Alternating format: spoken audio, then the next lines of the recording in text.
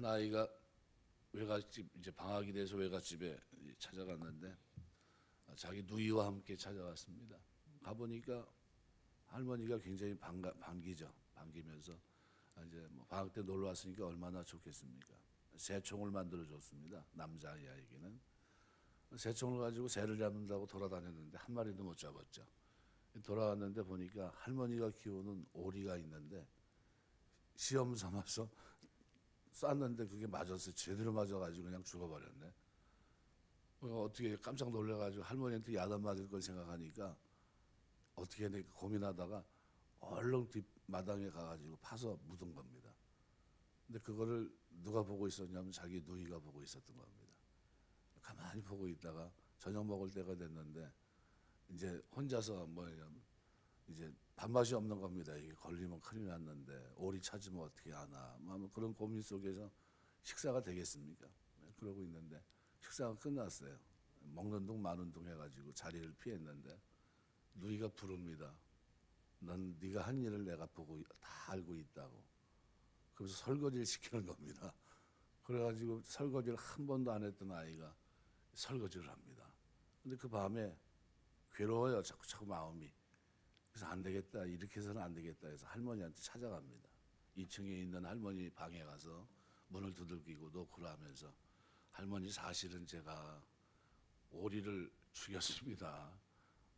할머니가 만들어준 새총으로 새 잡으라고 준 건데 그거 오리한테 시험 삼아 해봤는데 왜 이렇게 새가 안 맞나 싶어서 쐈는데 그 오리가 그걸 맞고서 죽었다고. 그랬더니 할머니가 하는 말이 내가 이미 2층에서 널 보고 있었다. 네가 어떻게 하는지 궁금해서 사실은 네가 신앙 안에서 바른 사람이 되길 위해서 기도하고 있었다. 그래서 기도하고 있었다. 근데 네가 오늘 밤에 나를 찾아와서 이렇게 얘기하니까 참 고맙다. 나는 이미 널 용서했고 그리고 그 마음에 너는 이제 자유다. 이제 걱정하지 마라. 나는 오리 한 마리보다도 네가 신앙 안에서 양심을 거스르지 않는 이런 아이가 되니 참 감사하다 하면서 그 아이를 축복해 줍니다. 그걸 모르고 있었던 아침이 이제 전개가 되는데 똑같이 이제 식사를 하는데 아침은 잘 먹었죠. 왜냐하면 어제 자유를 얻었으니까. 식사 딱 끝나고 나니까 누이가 부릅니다. 설거지 해야지. 근데 설거지 안 합니다. 얼굴이 무슨 소리 하는 거냐고 내가 왜 설거지를 왜 하냐고 너희가 할 일이지 그러면서 나가니까 할머니한테 이른다 일러보시라고 그럽니다.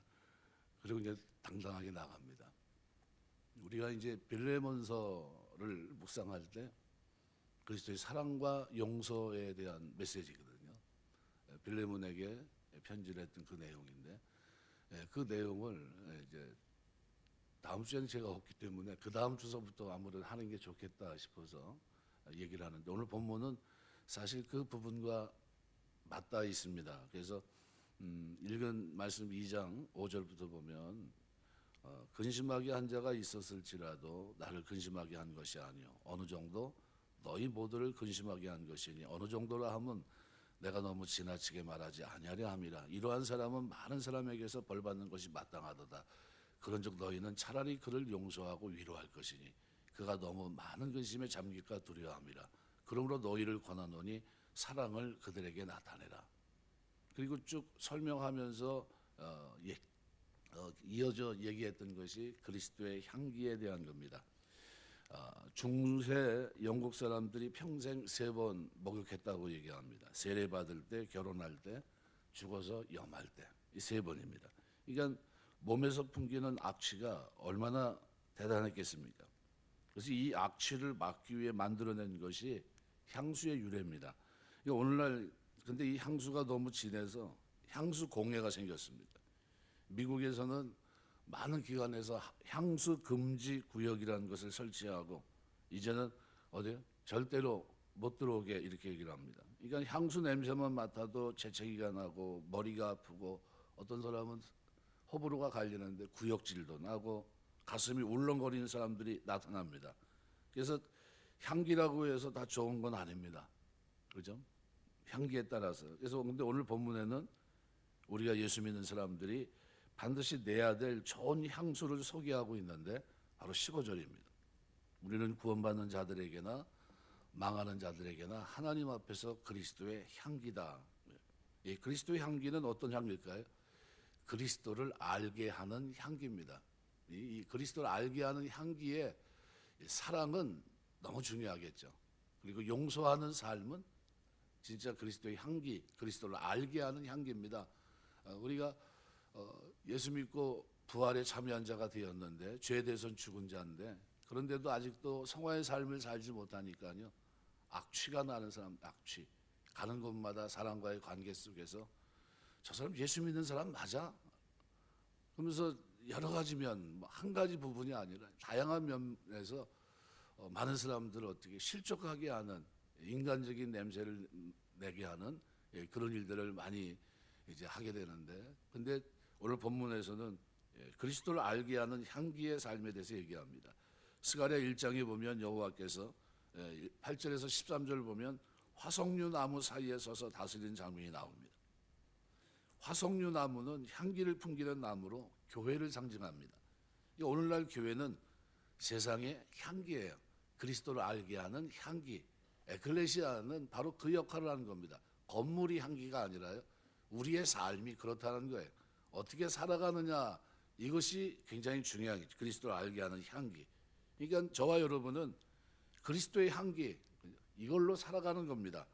그러니까 죄악된 인간의 냄새를 풍기지 말고 그리스도 안에서 변화된 성화의 삶을 살면서 아름다운 용서, 용납, 사랑을 실천하는 이 향기가 우리에게서 뿜어져 나와야 되겠죠. 교회가 많아질수록 사회 불의와 악이 더 많아지는 이유는 그럼 뭡니까? 제 역할을 하지 못한다는 겁니다. 그러니까 울릉도에 가면 보통 세 가지가 없다고 그러잖아요. 뱀도 없고 도둑도 없고 거짓, 우리가 말하는 노숙자도 없다고 얘기합니다. 그중에 뱀이 없는 이유는 향나무가 많기 때문이에요. 향나무가 많기 때문에. 그러니까 내뿜는 향기가 뱀으로 하여금 살 수 없게 한다. 그럼 우리가 이 대목을 유심히 들여다봐야 됩니다. 그리스도의 향기로 인해서 사람들이 어떻게 죄 가운데 살지 않도록 하는 향기, 이것이 우리에게 그 냄새를 잃어버린 건 아닌가. 뭐 쉽게 말하면 어떤 꽃을 봤는데 냄새가 하나도 안 나요. 무슨 놈의 꽃이 냄새가 하나도 안 나지? 무슨 뭐 꽃이 이래? 이런 경우가 있습니다. 그런데 여기 좀 이렇게 있지만 호접란이 이렇게 있는데요.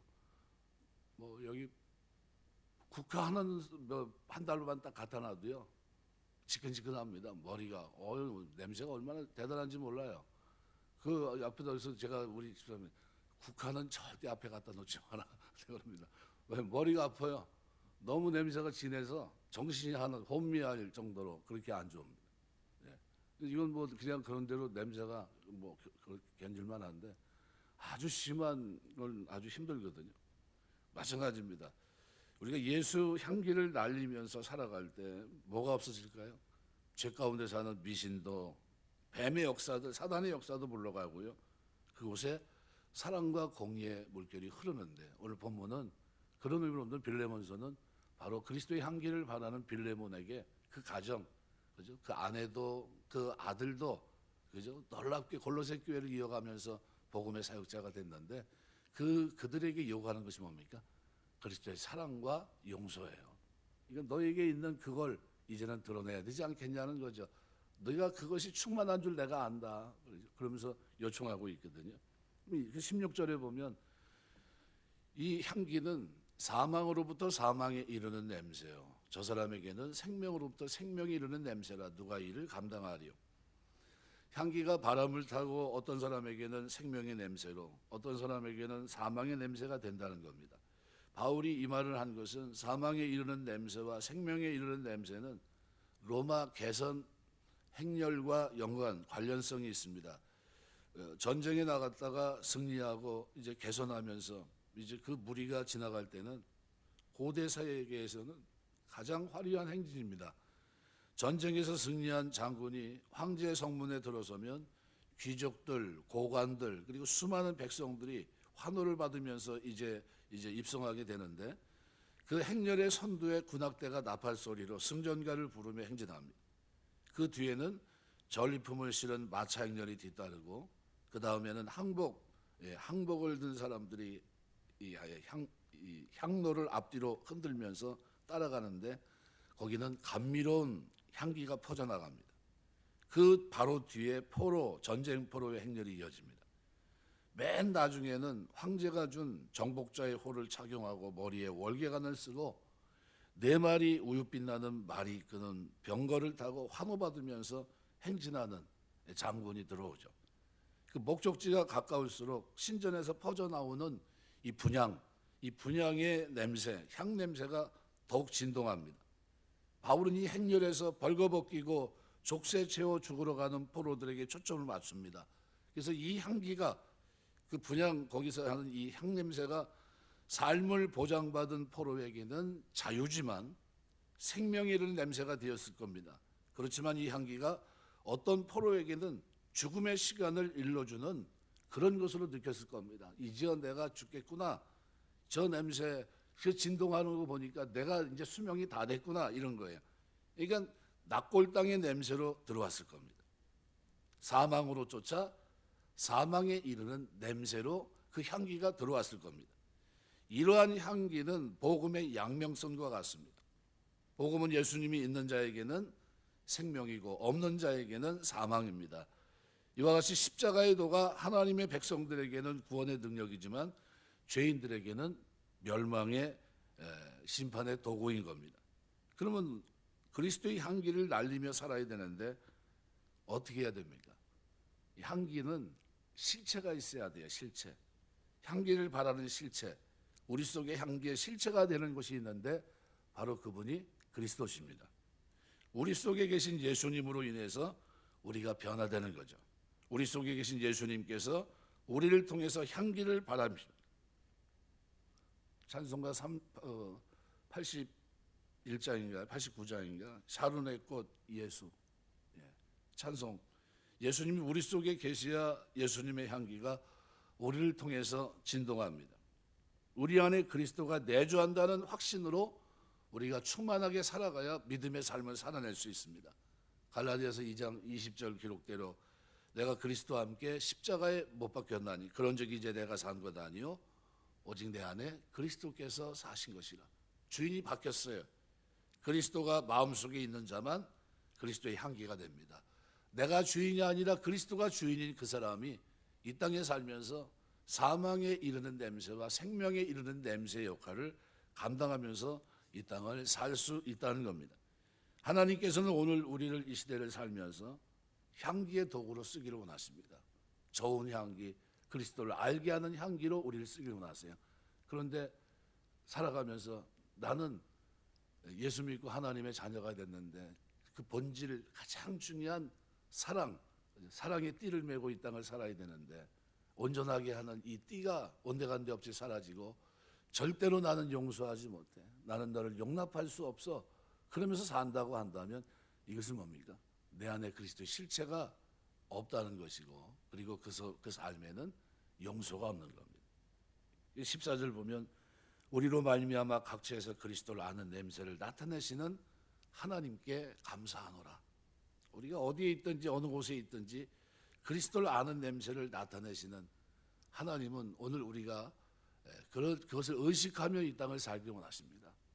내가 지금 그리스도의 향기를 나타내는 사람으로 에클레시아 세상에서 부름받고 거룩한 길을 걷는 사람으로 나를 하나님이 부르셨지. 그러면서 어떻게 해요?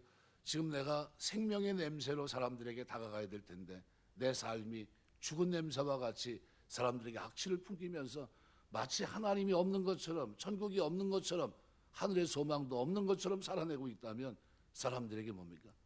사망의 냄새예요. 그러나 똑같은 삶을 살면서도 내 안에 주인 되신 주님이 계시고 말씀이 내 마음판에 새겨져 있다고 한다면 그 삶은 생명에 이르는 냄새로 이 땅을 살아낼 수 있습니다. 영국 워릭대학교 향료연구소에서 오스몰 1호라고 하는 갓 태어난 어머니의 냄새를 만들었다고 합니다. 이 냄새를 맡으면 마음의 평안을 주고 진정시켜주고 위로를 느낄 수 있는 냄새를 제공한다고 합니다. 이게 사람들도 금방 아이를 낳은 어머니의 냄새를 만들어 사람들을 기분 좋게 하려고 합니다. 이걸 팔아요. 향수로. 가장 좋은 냄새라는 겁니다. 이게.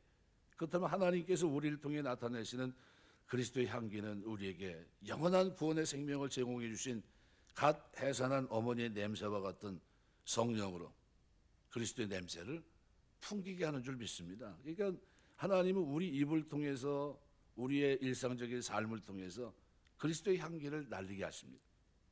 우리의 착한 행실, 또 우리의 섬김, 봉사, 용납, 용서, 덕스러운 행위, 이런 것들이 다 뭡니까?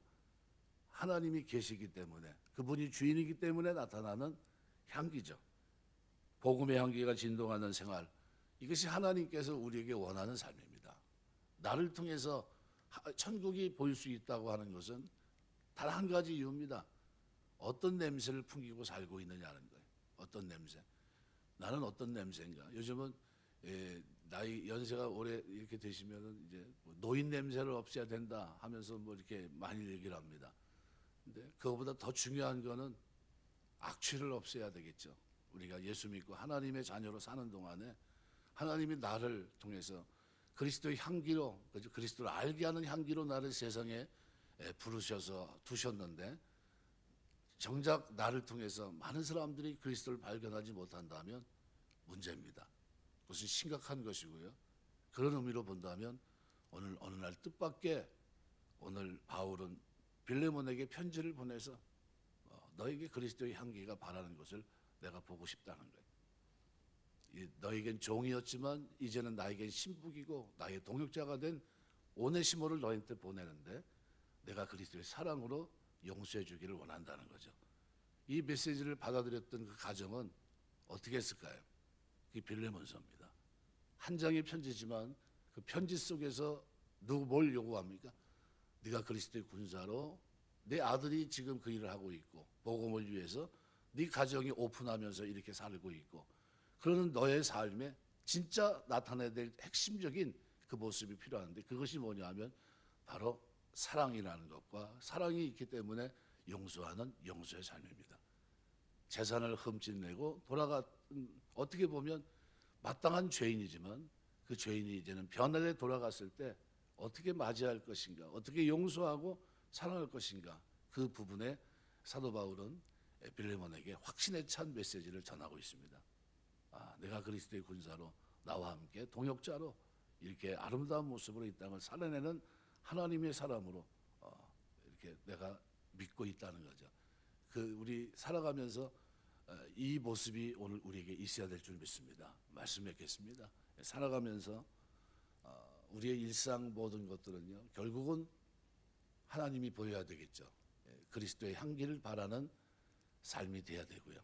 그러면서 살아가면서 이 사람에게는 이 냄새로 저 사람에게는 저 냄새가 아니라 나에게는 일정하게 그리스도를 알게 하는 이 냄새, 그 삶이 있어야 되겠죠. 거룩함과 경건함, 그리고 진실함과 정직함과 그리고 하나님의 사랑이 내 안에 있기 때문에 용납하고 용서하는 이 삶이 우리에게 있어야 되겠죠. 이걸 통해서 사람들은 그 향기를 맡으면서 저가 하나님의 사람이구나, 저를 보니까 천국이 있구나 하는 것을 확인합니다. 사망의 냄새가 나는 것은 지난 날입니다. 그러나 이제는 생명의 냄새가 나야 그것이 진정한 그리스도인입니다. 저와 여러분의 삶 속에 그리스도를 알게 하는 향기가 일생을 살아가는 동안 아름다운 향기로 풍겨지게 되시길 주의 이름으로 축원합니다. 기도하겠습니다.